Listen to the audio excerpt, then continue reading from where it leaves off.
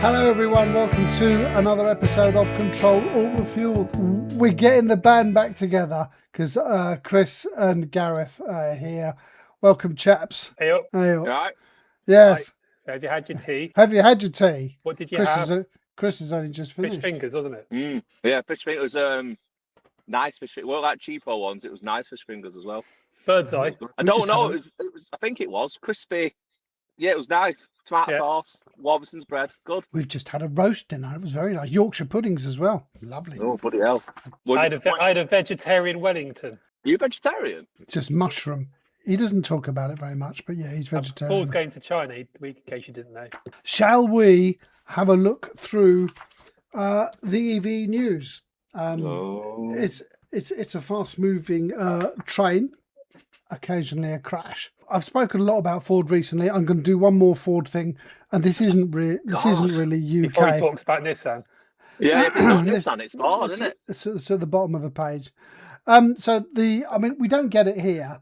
Ford F-150 Lightning is an important car, not only because, well, F-150s are consistently the best-selling vehicle in the world for some time, and the F-150 is seen as a competitor to the Cybertruck, and I didn't say the manufacturer. Amongst other things, Chevrolet have got one, but I can't. Chevrolet have got an EV truck. I can't remember the name. Does anybody know it? So the Silverado? Yeah. There's an EV version of the Silverado? Silverado. That's the one with a huge 200 kilowatt hour battery or something, is it? Chevrolet, my cousin. Yeah, it's got tiny wheels. The Silverado, the wheels look really tiny, very strange. Not though, is it? It's 25-inch wheels. Just the car's massive. It looks small. Yeah, I mean these things are huge. The Ford Lightning has been discontinued. Now, part of the problem is perhaps that Ford sell it on their dealerships, and it looks identical to the internal combustion engine vehicle. Apart from the fact that it's another $10,000 more. Ford have been trying to cut the price to shift these things, and they are quite popular. But it's basically not making them any money. Ford officially ended production more or less at the time we were recording this in December 2025. There was a fire at one of their suppliers. 29th of December at 12 minutes past 8. That's what now? Oh, yeah. So there was a fire at one of their suppliers that ended production of all of the F-150s because they've got a hybrid and an internal combustion engine version as well. And basically Ford just said, right, when we restart, we're not going to do the EV version anymore. And there'll be loss of investment and write-offs approaching $19 billion, which is not chicken feed even for someone like Ford.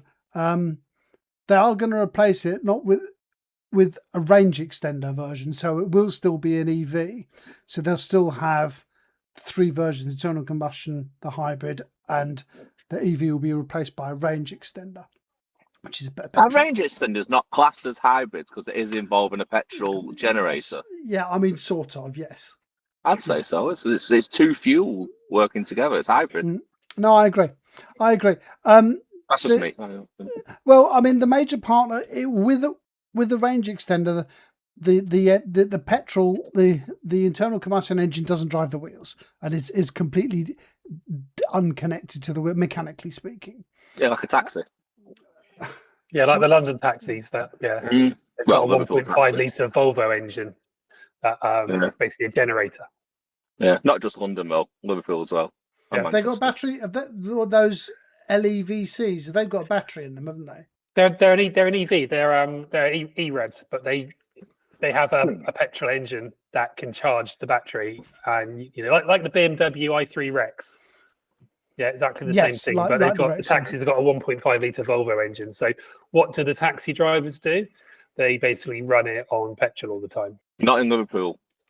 Not in Liverpool. In Liverpool, there's on almost all of the taxi ranks where the London taxis, where these taxis are, there's chargers on almost all of them. So we do charge them. But Liverpool's such a small small city compared to London. We don't really need as much range as what London do, but obviously we can go higher speeds because we can actually travel. We can actually travel because we're not in London. It's not like 8 million people Yeah. in one thing. There's only like what 250,000, two however many. roads, yeah.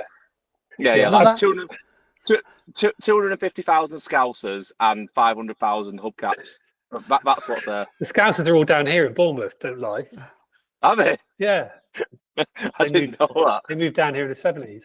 I bumped into a taxi driver in the petrol station about 2 years ago with one of those fancy electric taxis. And I just said, "Oh, what are you doing?" He goes, "Oh, yeah, we're filling up the petrol."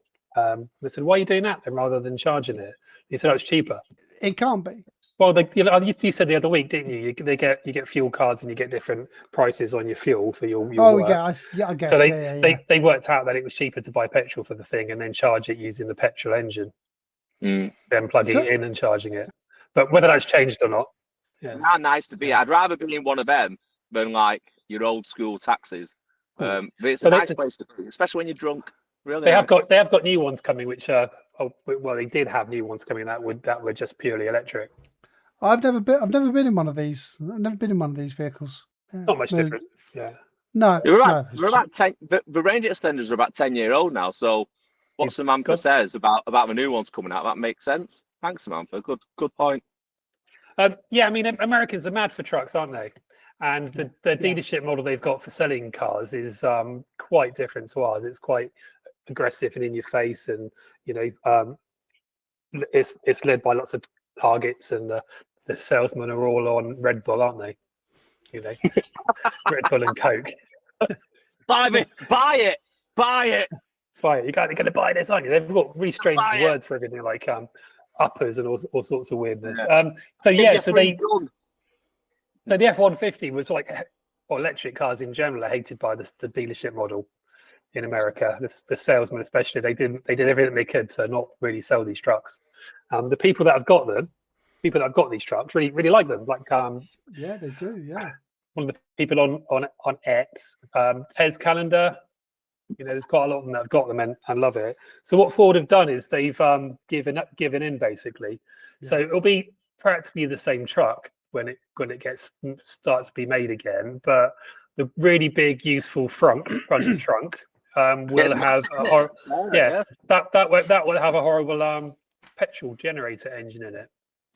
So that's what they're retooling for, isn't it? To chuck a dirty old boat anchor in the front, because Americans need 700-mile range and they want to tow 4,000-ton trailers, don't they?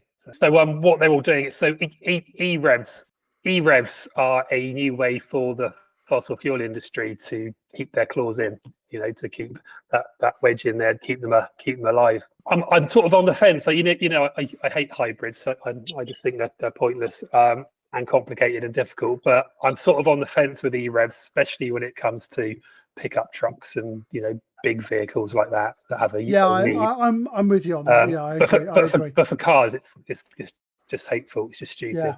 Yeah. I think anyway. So that was my rant on. I mean, I've seen the Rivians. The R1, I think, is the pickup version. The R1S. The R1S is the truck, and the S is the suburban thing. Well, when we first saw it, it was everything electric down in Farnborough. And when we first saw it, it looks very nice, Chris. Chris is going to be in trouble from Spike, our friend Spike.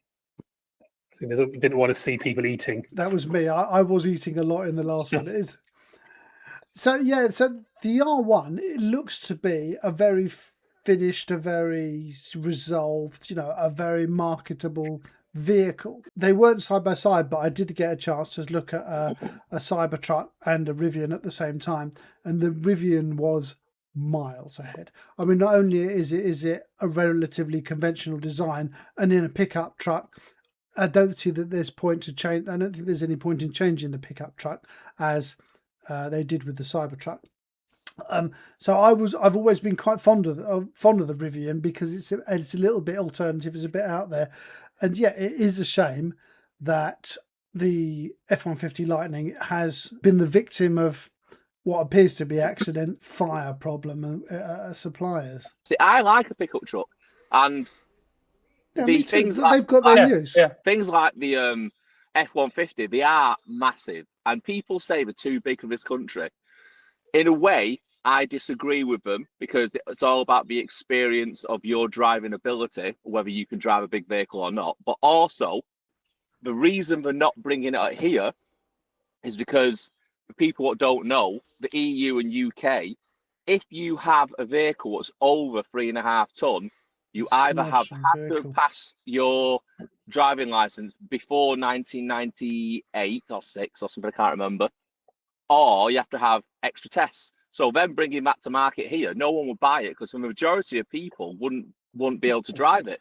And It's that's the technically a same. commercial vehicle, aren't they? Yeah. So it would have to have and that's the same with the F-150. So the reason why the Rivian's only the same size as a Ford Ranger, but because of the technology of when it was manufactured, it's over 3.5 ton. So that's why they don't have it. And it's really sad because I would absolutely love one, but I have the benefit of having a license to drive bigger vehicles. Samantha has granddad rights, I presume, and Paul is a HGV driver. So we're all okay. But normal people, not us lot, they can't buy it. I wasn't the first. Yeah, I agree. I saw the R1T and the F-150 Lightning at an everything electric show, and I sat in them both. The Ford's a really, really big lump in there. The Rivian's much more sort of something you get your head around. It's much more usable and much more. It's much more us, I suppose. Conventional, I think. The R2, which they're bringing out, is a bit smaller, isn't it? Oh yes, well done. Yes, the R2. Yeah, that's what they're bringing out, and then they're bringing out like a golf size, well, golf looking car called the R3 and the R3X, which I think looks very, very exciting. But the problems Rivian had is scale and converting these things to right hand drive.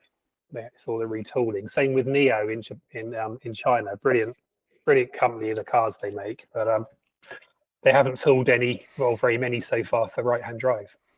Isn't Neo the company what does the battery swapping stations? Yeah. I think that'd be a massive hit here. But like you say, we just need to get right hand drives.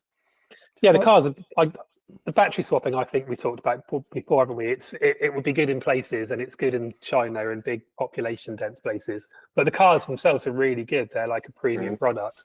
They're priced well. But yeah, I think there was one right hand drive country that they were doing. The Firefly, the little bug looking car, that's Neo. That's coming here. Right hand drive. Yeah, but yeah. So yeah, E-Revs and trucks. It's it's B segment. It's B segment. It's Puma size, a bit smaller than that. Yeah. Okay. Yeah. So they think that we're in Italy. That'd work in Italy, but we can get bigger cars and bloody out. It's a shame. Yeah, the Firefly is a little car. Yeah, but the Neo ET5T, for example, is like an Audi A4 Avant. It's that sort of size, and the ES8's a bigger luxury thing. They've got quite a lot of cars. They're all really good, but whether we'll see them or not, I don't know. We mentioned taxis earlier on. I'm going to drop back to those because Alphabet, which is the parent company of Google and Waymo, have announced that they're going to trial robo-taxis with human safety drivers in 2026. Who's naming these companies? Alphabet and Waymo. Children? Have you going home and saying, "Oh, hello, child. What should I name the next company?" Oh, I know. Let's name it SpongeBob. Why? Yeah, What proper names? It's like the Chinese car makers' names, isn't it? Like the dolphin and the seagull and the BYD destroyer. Yeah. Well, the BZ4X. I prefer names to silly strings of letters and numbers, which is actually more what the you Busy get in Forks. China. Yeah, the Toyota BZ4X. Yeah, sounds like a shit Australian beer. Yeah. So these Waymos are based, or we expect they're going to be based on Samantha's favourite vehicle, the I-Pace. That's what they currently use it mostly in the US. Waymo first started in Phoenix, Arizona in 2020, so they've got about 6 years under their belt. And apart from the hideous cock-ups on YouTube where these things get all confused and stuck at junctions, when the power goes out, which was amusing. Yeah, the UK and London governments and regulators appeared keen to bring them to London, and we can expect to see them halfway through 2026. It's going to be interesting. I think. I mean, I'd love to have a go. It's London is not that far from me. You two perhaps not, but yeah, I'm definitely going to have a go. Let's have a weekend away and film it, and I'll go on the same one at the same time. That'd be a laugh. I mean, my suspicion is that when they first start working in London, all the Waymos are going to be full of drunk influencers and drunk YouTubers. So that no real passengers will actually be able to use them. Every time you get in a Waymo, it'll just stink of hot sick. Yeah, piss. Yeah. Piss and hot sick, and a sausage roll somewhere. Well, so obviously they're following the normal minicab ethos then. I will take some beads, wooden beads, and put it on one of the seats. Just in there. Yeah, definitely. It seems a big, complicated mess to me. They got so many. It always reminds me. You probably don't know if you're old enough to remember this. Inspector Gadget, the cartoon. It always reminds me of his car and his hat, and a propeller comes out the top of the thing, and he flies away on it. I mean, yeah. I mean, just chuck thousands of sensors at things, lidars and rotating radar things on the roof, and then put it in the most unreliable car that you can find. What could go wrong?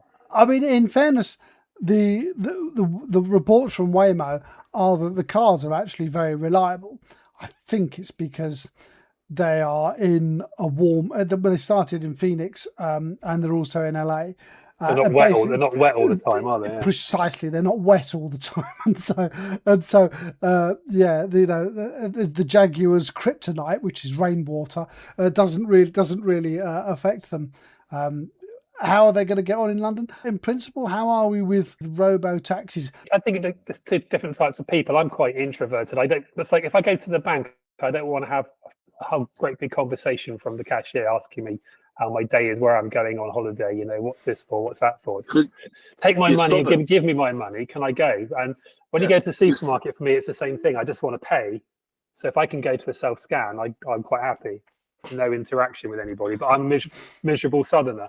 So Chris is probably different. Yeah. I mean, but it's. I don't think the north-south divide thing is real. I think it's London and the rest of the UK. But the north-south divide thing on that is definitely people like me. But even people look at me like, shut up. You know what I mean? Even people like me. So I won't have that. No, you do surprise me, Chris. No. I am one of the more talkative ones. I will say, "Hi, how you doing?" I'll have a quick conversation. I won't waste everyone's time. I won't say, "Oh, what's your home details?" I will, but I won't ever go to a till and then scan and not speak to anybody. I'll always say hello. So, what do you think about robo-taxi, cybercab? Not for me, but I think it will be very popular, especially at first because of people's curiosity, and I think it will take off, and it will eventually go because this is like generation 1 or 2 or whatever, and I think it will carry on. Personally, I'm still a fan of a manual petrol, or manual diesel. I'm still a fan of actual driving. I don't want to get in a robot or whatever. I like the human thing, but that's me and my don't take jobs away from people. That's just me and my. You want to ask him if he's busy and how long he's been working. Yeah, the old Peter Kay thing. Yeah, no, it's. I think it will take off. Yeah. I was talking to taxi drivers like that way before Peter Kay did. And London, I think it'll all take off very well in city centres, especially, but in more rural areas, I think that'll still be human beings. I hope so, anyway. So I saw there was a thread on this online, and people were saying the same as you guys. I'd just rather have a taxi driver. And then some woman said, I wouldn't. I feel much safer if there was nobody else in the car with me. From a vulnerability sort of aspect, they felt safer without a driver. I think that's down to where you live, though, isn't it? It's whether you live in a safer area or London. Yeah, so I think it would be good, but the Waymo side of it, I'm not convinced. That company, we can't mention their version of it. It's a lot more elegant, isn't it? Well, it's only 2-seater. The cybercab. Yeah, no, it isn't. It's you've got the 2-seater, you've got the Model 3, and you've got the Model Y. All three of them can be a cybercab. So if you want a 4-seater, you're going to get a Model 3, or a Model Y. But they've done the test, haven't they? And most journeys are 1 or 2 people. How often do you sit in the front of a taxi? That answers the question, doesn't it? Mostly, or do you sit in the front and put your arm around him? Right, drive. I put my hand on his crotch. Yeah. On his crotch. Can I change gear for you? Yeah. I'll change your gear. Let's just rub your thigh a little second so it's easier. Changing gear. You've got to be in third by about 6 or 7 miles an hour, haven't you? Yeah, as you pull off. With the old diesel. Hey! Don't say that. Oh, God. But going back to the company we can't mention, one thing I'll say is they seem to be doing the whole self-driving thing really, really well. But then you see these Waymos and everything with all these sensors on it. Is it safer with all the sensors because it's got all the sensors, or are the company we can't mention just doing a really good job? Because they are very good at technology. They're not very exciting cars for me, but the technology side of it, fantastic. It's like anything, isn't it? It's the level of complexity. Sometimes it confuses stuff. Sometimes simple is best. So that's what Musk said one day. He goes, well, we all see with 2 eyes, so there's no reason why a car can't see with vision only. Musk's cars don't have radar or lidar. Basically, they're entirely vision driven. I think it's different if you just like a taxi around the city, then that's fine, isn't it? If you're going to be driving at 80 miles an hour in the fog, maybe you need a bit of lidar or a bit of radar as well. Yeah. But I don't know. There's people much cleverer than us three reprobates that working these things out, aren't they? But But whether Waymo's just in development, so a lot of those sensors on the roof and flashing everywhere, and even the cars they're using will change to something else, won't they? Something a bit more elegant, I'm sure. But is there room for 2 of them? But yeah, I'd have go in one. Yeah, I would too. I'd like to I'm serious about the London thing, and we all get in a film it. I'm deadly serious about that. Yeah, that'd be cool. Yeah. That's a good weekend away. That. Yeah. What brings you to London with all this steeped in history and culture and the Buckingham Palace, and no, we're coming to a taxi. All right, we come to see an I-Pace with Airfix stuff stuck on it. Yeah. Who needs culture? You can keep London. Yeah. I've made a small list of cars to look forward to in 2026. Not all of them Nissans. Chris will be pleased to know. Oh God. The only ones worth talking about. There's no chance he likes anything but a Nissan. Do you know there's a new Leaf coming out? There's the tweet. Duke. Don't forget the Duke. Yeah. Oh God, is it still fucking ugly? It is. It's not a pretty car. Never has been. Duke and Qashqai. I know you mock them because they're mum trucks and ugly cars, but in the last decade, both models were consistently in the top 10 of UK car sales. I think the Qashqai is a really, really nice car. I think they're getting better and better looking. And I know someone who owns one, and he says it's like Qashqai is really good. Yeah, he says it's absolutely fantastic. I don't think I've ever been in a Nissan other than taxis back in the day or whatever. But I've never actually been. I've never actually been in a Nissan, but I've been in a DAF and a MAN. But yeah, You've been in a MAN. I have been in a MAN. Hi, Andrew. Oh boy, I've been in a MAN.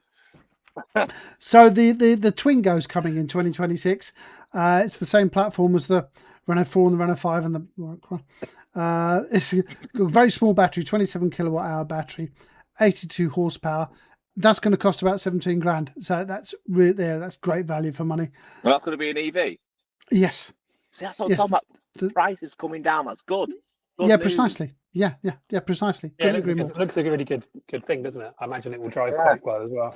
I don't know if we talked about this in a previous episode, but Ford have licensed that Ampere small platform that's underneath Micra and Renault 4 and 5 to make the new Focus, haven't they? Well, they don't know if it's going to be the Focus. It would be a Fiesta replacement sort of size. What we talked about was I said this would happen, but I thought it would be with the Volkswagen Polo. That's correct. Yeah, that's Ford have always switched, haven't they? With just put their badge on the Volkswagen product. Cupra, we mentioned the Born earlier on, have got a new B segment car. So again, a small car called the Raval, and it's their version of the Polo, isn't it? Yeah, it's said to be a Polo Renault 5 Micro rival. The only thing is that prices for that start at 26 grand. So that's going to crash. Yeah, well, exactly. Yeah. That's So not no. first car territory. That's young family territory. That's not first car territory. Yeah, I mean, Cupras have in the last maybe decade or so, they've been boy racer territory, and the Born is quite overpowered, very popular, Never but been in also one. overpowered. No, nor have I. Of course you haven't. Right, I only staying go with with Hyundais. okay. All right, what about the EV2? Have you EV2 seen needs to it? get out more. Yeah, the EV2 looks Other- great, and as does the EV1. I mean, the Hyundai Insta is already out, which is Hyundai's version. Isn't Yeah, it? I'm not. Yeah, a fan why of is that. I that think not it's called the ugly. Ionic One? Why are they calling it the Insta, not the Ionic One? We've gone down this pattern of Ionic 5, 6, whatever, 7, Yeah. 9, Insta. Yeah, What is it going to be smaller than a 1? What assholes? it's just I've the Chinese naming ceremonies, just like pick it out of a fortune cookie. disappointing. The EV2 prices are going to be about 25 grand. So it's a shame. We've talked about 3, maybe 4 B segment cars, Polo, Micra, Renault 4 sized, and only one of them's affordable. The rest are too expensive. The Cupra Raval and the EV2 are the too expensive, 25, 26 grand. Nobody's going to buy that. Stupid. Yeah, I bet they sell well, but yeah, they're really cheap end of the market. We've got the Spring, haven't we? Yeah, the Puma's quite cheap, but I still don't think that's a little car. No, I'm not sure that technically it's B segment, which is what Twingo and Cupra, Raval and EV2 But yeah, the are. Twingo would be great, and the EV2 I'm looking forward to. EV1 if they do it. But yeah, they don't make much money out of these little cars, do they? We said before the money's in the bigger cars. Only if they sell huge A volume. lot of them, yeah. Which is why the Micra made money, because there wasn't a lot of profit in it, but they've sold millions of them over the lifespan of the brand. So the BMW i3 is Not no an longer i3. it's not an i3 as we know it, but it is actually an electric 3 Series. And I have to say, here's another picture. Are you watching, Chris? There's a picture. Thank you. It's actually not an ugly car, which is a massive turnaround for BMW. I mean, I'm not going to say not as ugly as the it's not pretty, but yeah, I'm not going to say it's pretty, years, but it is a relatively decent looking car. It's the same size as the old 3. It uses their so-called Neue class architecture. Neue Klasse. Is that how you say it? I think so. Danke. And it's slightly smaller than the existing i4, which is a ridiculously ugly car. Yeah, that'll do well because people buy BMWs whether they're good or not. It's supposed to be a really good car as well, as in technologically, the platform and everything's supposed to be really good. Oh, let me see. No, hang on, go back to my notes. Oh, I don't know. It's got a huge battery. 100. There's one of them with 100 kilowatt hour in that car. So it's In what car? I think in the new BMW i3 3 Series, yeah. Basically, the 3 Series EV.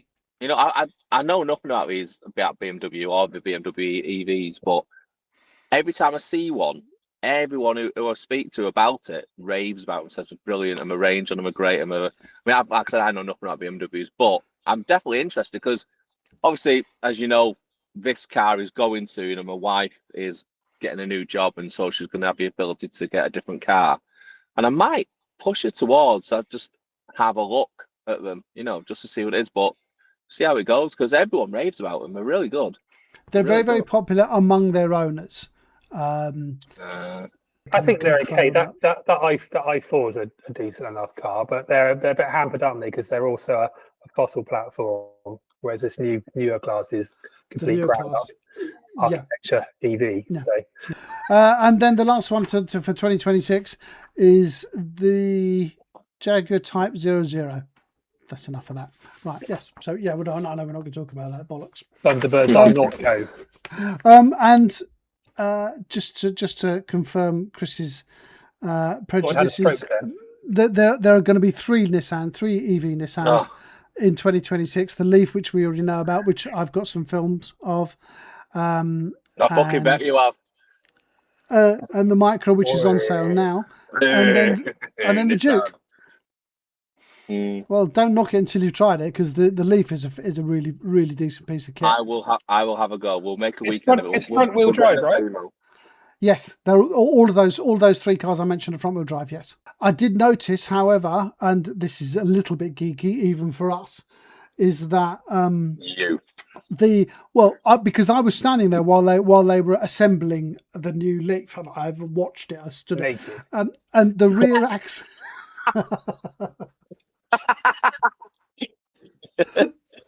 And the rear axle assembly, it used to be a torsion bar, and torsion bar. If the rear axle is a torsion bar, you can't drive that axle. It can never be a driven axle.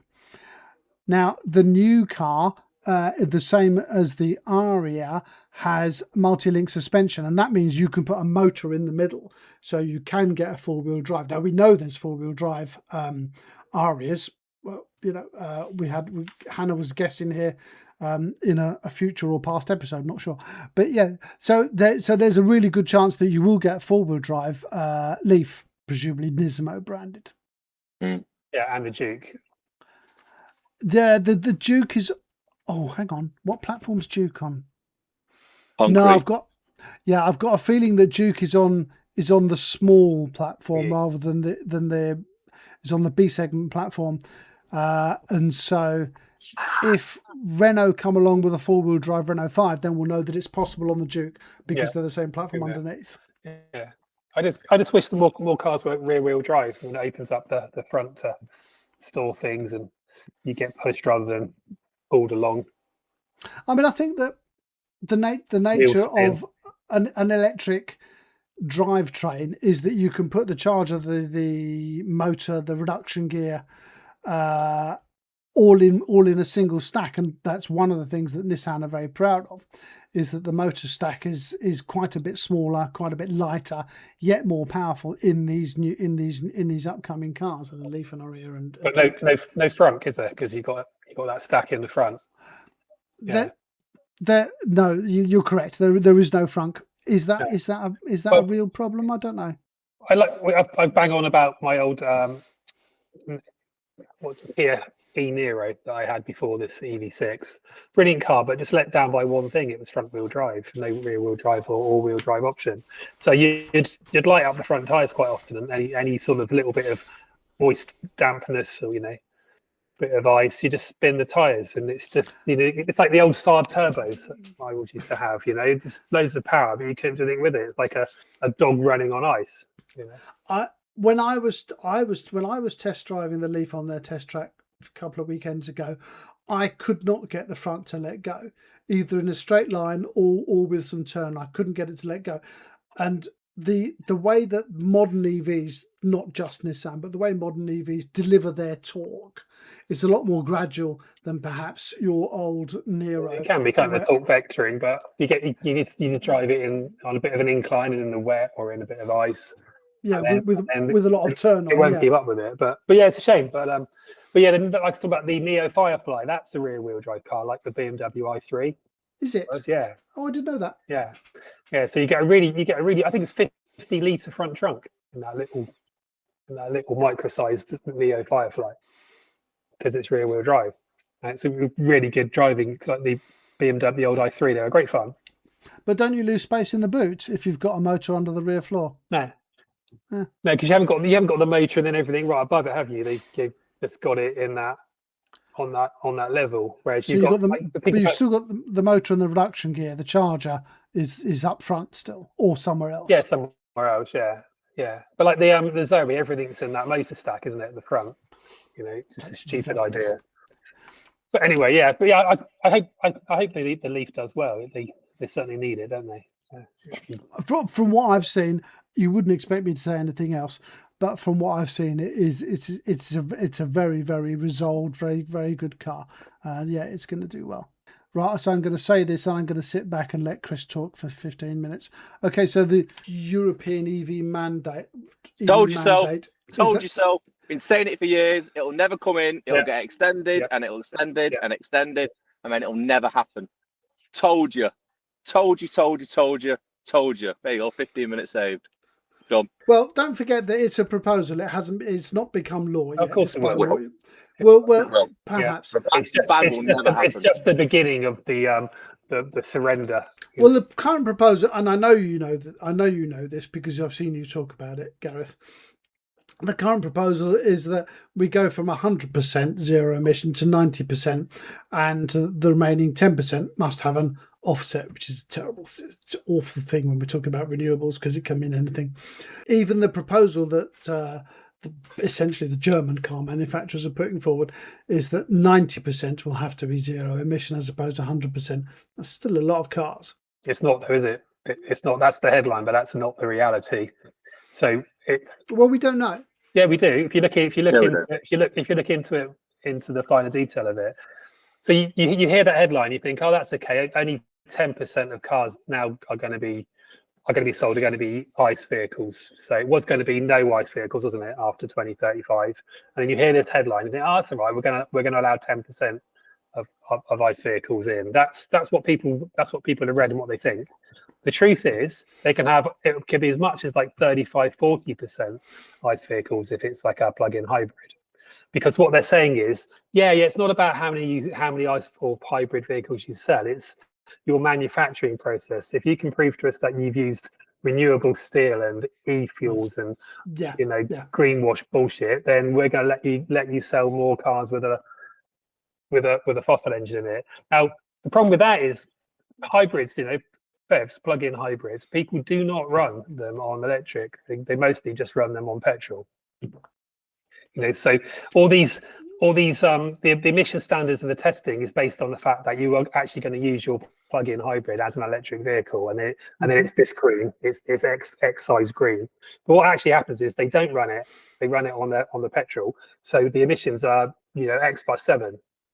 Yeah, they're much more dirty than than they're given the credit for. So you'll be able to see. And this is before, like Chris said, before they widen it and cheat it a bit more. You'll be seeing 30% or more. Cars with a combustion engine in them. We don't know that. We don't know that. Yeah, well, it's just the first. And it's a crux for the European manufacturers who are making shit cars, shit EVs. It's a crux for them to carry on selling stuff a bit longer, to survive a bit longer. And it's like you say, it's been telegraphed for years. It was always going to happen. There'll be some workaround.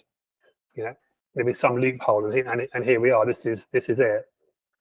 Not all of the manufacturers are in favour of it. The majority of Stellantis brands were against this change. Volvo are against it. Nissan are against it.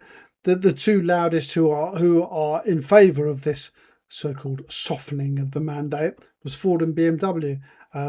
I couldn't get any information on what Volkswagen, Audi was saying about this. I'm going to assume they're going to fall in behind BMW. It's all about Germany. Yeah, they want propping up their car industry in the old way rather than running with the new shaped ball. Yeah, it's totally disappointing. But yeah, there'll be further concessions. I can guarantee it. Perhaps you're right. Yeah. Let's just make clear that these are proposals and they do require formal approval from all of the member states. There's a veto, and the EU Parliament. So there's a significant chance this won't go through. But yeah, we'll see. What's that? Like, no smoke without fire, apart from dry ice. It's one of those situations, isn't it? It's the lobbyists, the people with the money, the people with the pressure have added this pressure on. What's her name? Ursula von der Leyen. What's her name? Yeah, yes, von der Leyen. Yes. Yeah. I'm surprised. Yeah, I thought she'd have been tougher on this, but yeah, there's something going on. Well, the reports are that she's not keen on it, and we know this. She's very much a renewables and electric vehicle proponent. So yeah, proponents. Yes, she's in favour of. Yeah, I know what it means. Thank you. Might be from not fit. I can say it in a Yorkshire accent if it helps. Yeah. I don't live in Yorkshire. Yeah, all right. It's Yorkshire accent, yeah. No. Yeah, I mean, it's the e-fuels thing again, isn't it? It's just another crutch for the fossil fuel industry. But yeah, it's in the finer detail that these hybrids will be there. So yeah, I mean, they were talking about reclassifying, weren't they, the CO2 output of plug-in hybrids? So that will be interesting to watch, because if they actually do it properly this time, they won't be allowed to be as many of them, because they realise that the CO2 is much higher. I think what happens with this remaining 10%, when we've gone from 900 to 90, I think what happens with this remaining 10% is going to be important.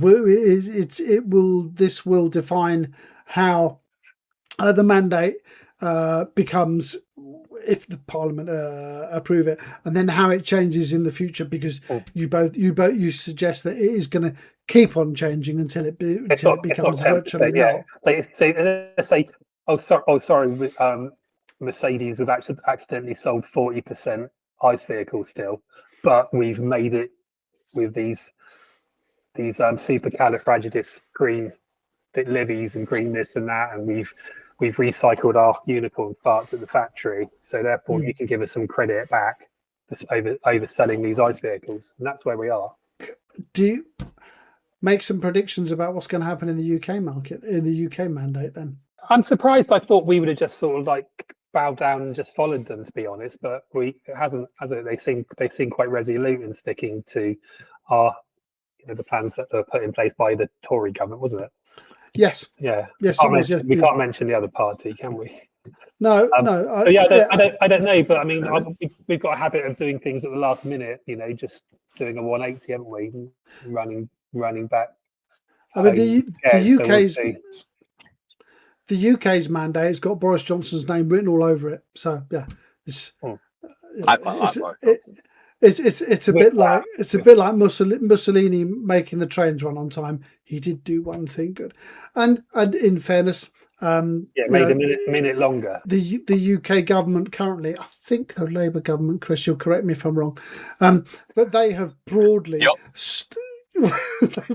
They broadly stuck to what I mean. They added another 5 years on, but I think that was always going to happen. It's hybrids though. You know that this is the thing. Plug-in hybrids, EREVs. This is the thing that's the loophole. This is how it's going to get, how things are going to carry on as they are, but via this loophole of hybrids, extended range hybrids. So tell me, Chris, which manufacturer is committed to selling only EVs by the end of this decade? Probably none of them. Probably none of them. They'll always have an option, but it'll go the other way. It'll be mostly EVs with an ICE option, I think.